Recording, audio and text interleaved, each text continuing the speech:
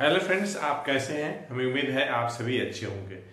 तो फ्रेंड्स, आज के सेशन में हम लोग डिस्कस करने वाले हैं बीटा एंड गामा फंक्शन से रिलेटेड लेक्चर 12। और इस लेक्चर में हम लोग 4 क्वेश्चन डिस्कस करने वाले हैं और ये सभी सिलेक्टेड क्वेश्चंस हैं। अलग अलग यूनिवर्सिटीज़ में, इंस्टीट्यूशन में किसी न किसी सेमेस्टर्स में आए हुए हैं, चाहे वो बीएससी के सेमेस्टर्स हों, बीटेक के हों या फिर बीई के सेमेस्टर्स के हों या फिर एमएससी के किसी सेमेस्टर्स में हों। किसी न किसी रूप में ये क्वेश्चन जरूर आए हुए हैं।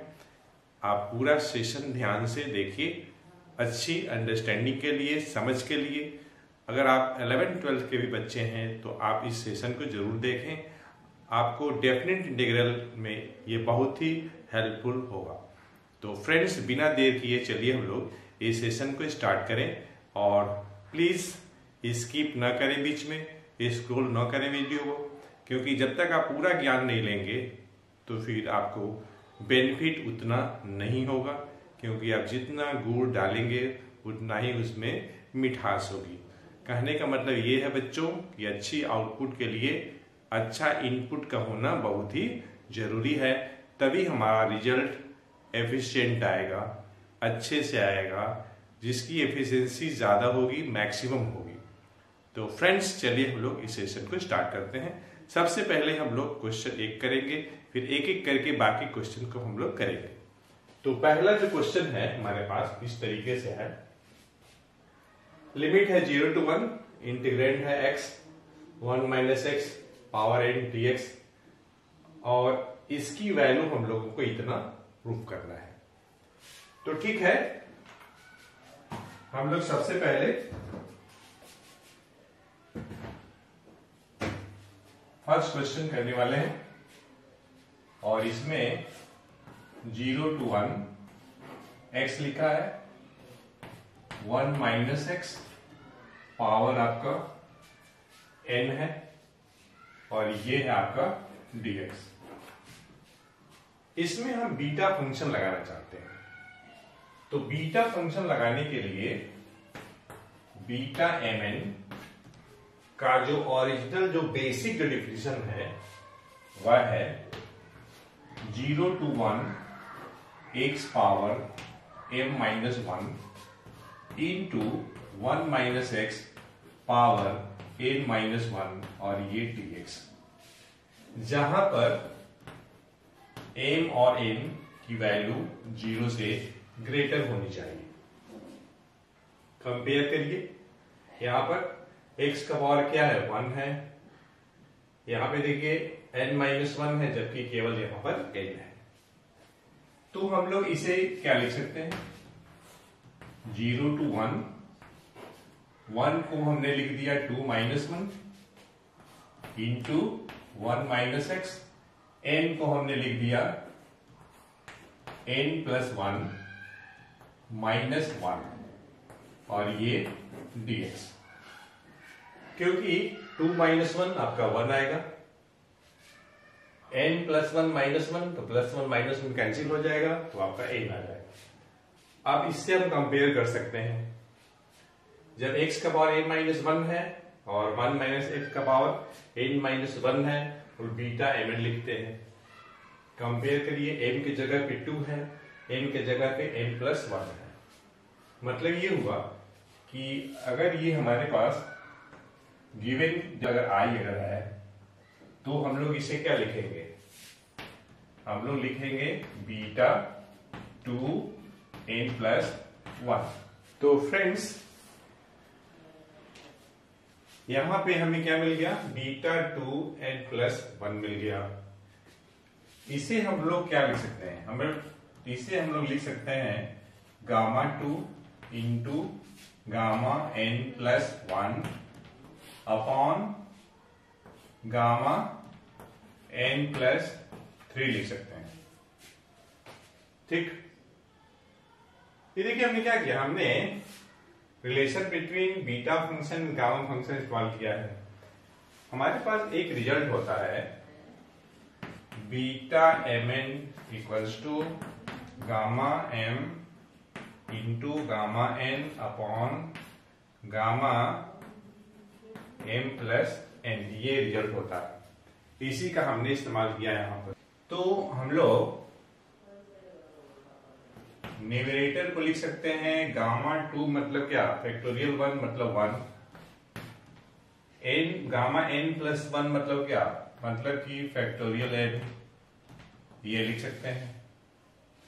जरा यहां देखा जाए, गामा n प्लस 3 है तो ये आपका हो जाएगा n plus 2 into n plus 1 into factorial n। Factorial n cancel हो जाएगा।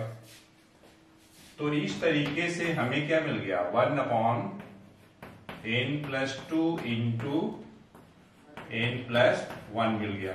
और यही तो हमारा रिजल्ट है, देखिए ये प्रूव हो गया। अब लोग करते हैं सेकेंड क्वेश्चन, क्वेश्चन नंबर 2 ये करते हैं। क्वेश्चन नंबर 2 में हमें दिया है 0 to 1 x power m into 1 minus X power n dx equal to capital R, और यहां पे जो इंटीग्रेशन है 0 to 1 x का power n into 1 minus X power m, और ये है आपका dx। ठीक, इसे हम लोग क्या लिख सकते हैं,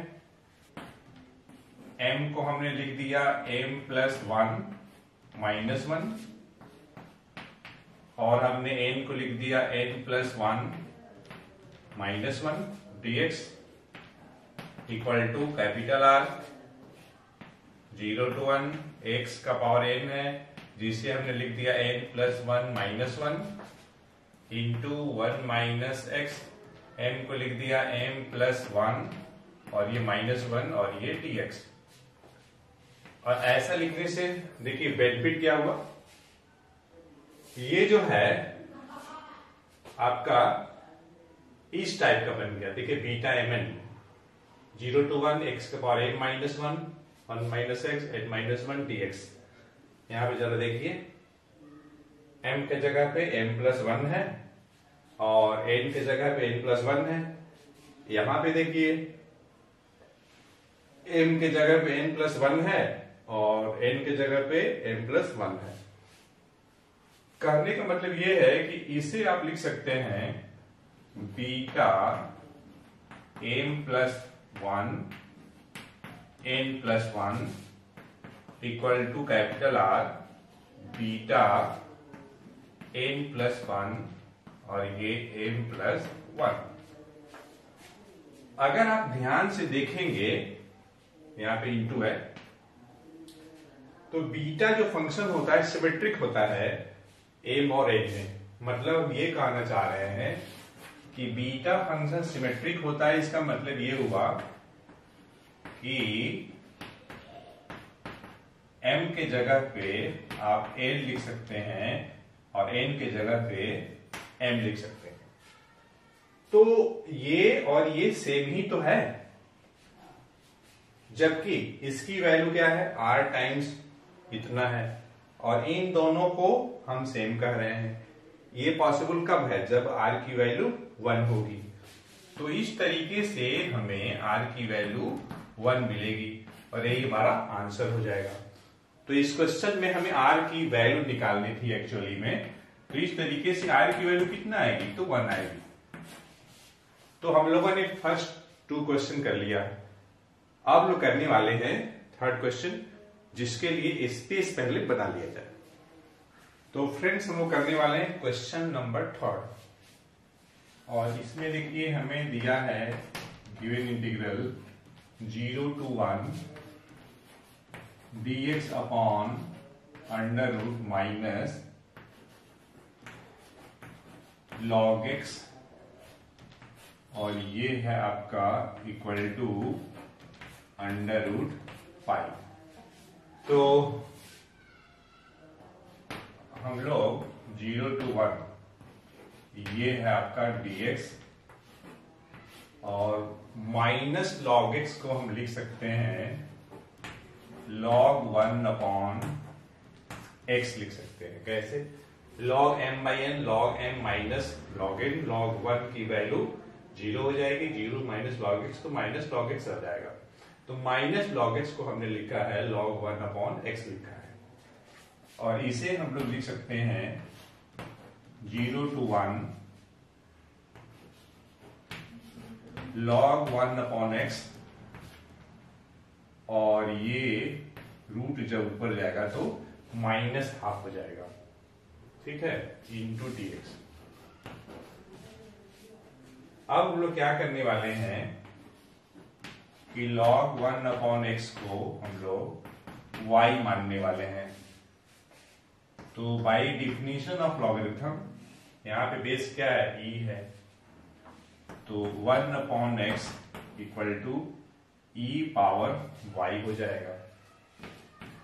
तो फिर x क्या हो जाएगा, e का पावर माइनस y हो जाएगा। अब हम लोग डिफरेंशिएट कर लें, तो यहां से हमें dx मिल जाएगा जो कि -1 e का पावर माइनस y, और ये dy हो जाएगा, ठीक है। हमारे पास यहाँ पे क्या है, x जो है वेरिएबल ऑफ इंटीग्रेशन है, जिसे हम लोग चेंज करने वाले हैं y के रूप में। तो फिर हमें क्या मिल जाएगा, तो पहले तो लिमिट की बात होगी। देखिए x की वैल्यू क्या है, 0, 1/0, इनफाइनाइट, तो लॉग इनफाइनाइट आपका इनफाइनाइट हो जाएगा। x की वैल्यू 1, तो 1 अपॉन 1, तो 1 अपॉन 1 होगा, log 1 की वैल्यू 0 हो जाएगी, ठीक है। log 1 अपॉन x को हम y कह रहे हैं, तो y का पावर आपका माइनस हाफ हो जाएगा, और dx के जगह पे हम लिखेंगे -1 e का पावर माइनस y, और ये आपका dy, ठीक।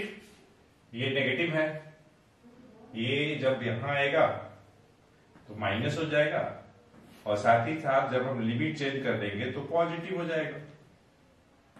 e का पावर माइनस y और y का पावर माइनस हाफ, जिससे हम लिख सकते हैं 1/2 -1, हाफ -1 माइनस हाफ हो जाएगा। ये लिखने से हमें फायदा क्या मिला, फायदा ये मिला, ये आपका हो जाएगा 0 to infinite e to the power minus u, और u पावर n-1, और ये आपका u। यहां पे वेरिएबल ऑफ इंटीग्रेशन u है, ये x में भी हो सकता है, y में भी हो सकता है। जरा कंपेयर करके देखिए, जब u का पावर n-1 है, वेरिएबल ऑफ इंटीग्रेशन u है, तो गामा n लिख रहे हैं।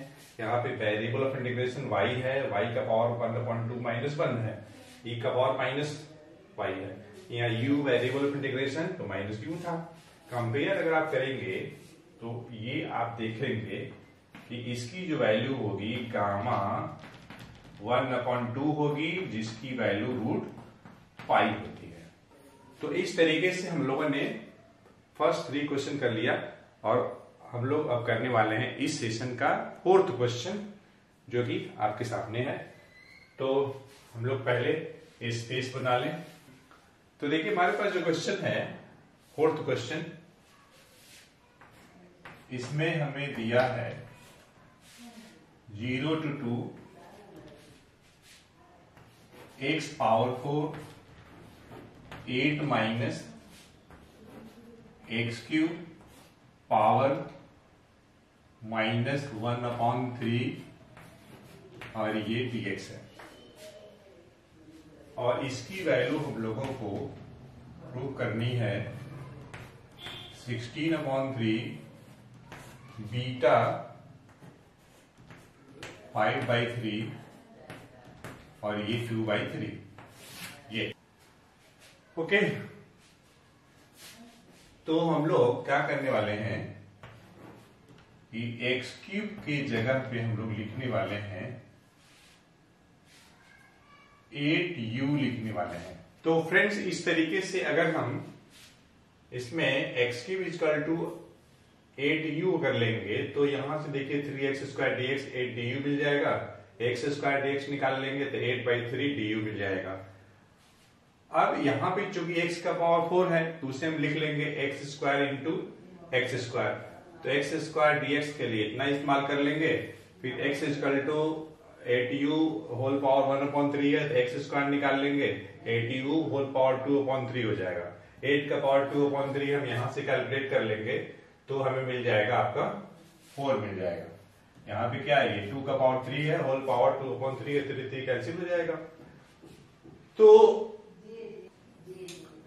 हाँ एक्स स्क्वायर के लिए हम रख लिए 8u होल पावर 2/3 यहां से रख लिए, और एक्स स्क्वायर डीएक्स के लिए हमने 8/3 du कर लिया। एक्स क्यूब की जगह पे 8u है, 8 कॉमन हो जाएगा, 8 का पावर -1/3 तो आपका हो जाएगा 2 का पावर -1 हो जाएगा, मतलब 1/2 ये यहां से कैंसिल हो जाएगा तो 4/3 हो जाएगा। और 8 का पावर 2/3 आपका 4 हो जाएगा, 4 4 16 हो जाएगा, 16/3। और यहाँ पे से आ जाएगा आपका u का पावर 2/3, यहां से मिल जाएगा 1 - u - 1/3। 2/3 को हम लिख लेंगे m-1 के बराबर, यहां से m मिल जाएगा तो m कितना हो जाएगा 5/3, मतलब 2/3 को हम लिख सकते हैं 5/3 -1 लिख सकते हैं, और -1/3 को हम लिख लिए n-1, यहां से n निकाल लिया तो 1 - 1/3 तो ये हो जाएगा आपका 2/3, मतलब ये हुआ कि -1/3 को हम लिख सकते हैं 2/3 -1। जब हम कंपेयर करेंगे बीटा फंक्शन के बेसिक डिफिनीशन से, m के जगह 5/3 है, n के जगह पे 2/3 है, तो इस तरीके से हमें कितना मिल जाएगा 16/3 बीटा 5/3 2/3, यही हमारा रिजल्ट था। तो फ्रेंड्स इस तरीके से हम लोगों ने इस सेशन में बीटा एंड गामा फंक्शन से रिलेटेड ये 4 क्वेश्चन जो कि बहुत ही स्पेशल क्वेश्चन थे हम लोगों ने डिस्कस किया है। हमें भरपूर उम्मीद है आपको अच्छी समझ में आ गया होगा। तो आपकी तरफ से एक लाइक बनता है और अधिक से अधिक लोगों को इस वीडियो लेक्चर को शेयर करना आप नहीं भूलेंगे। अगर आप इस चैनल पर नए हैं तो आप इस चैनल को सब्सक्राइब करें, साथ ही साथ बेल आइकन को प्रेस करें, जिससे कि आपको आने वाली वीडियोज का नोटिफिकेशन सबसे पहले मिले। तो फ्रेंड्स मिलते हैं नेक्स्ट सेशन में एक अच्छे कंसेप्ट के साथ। Thanks for watching the video lecture.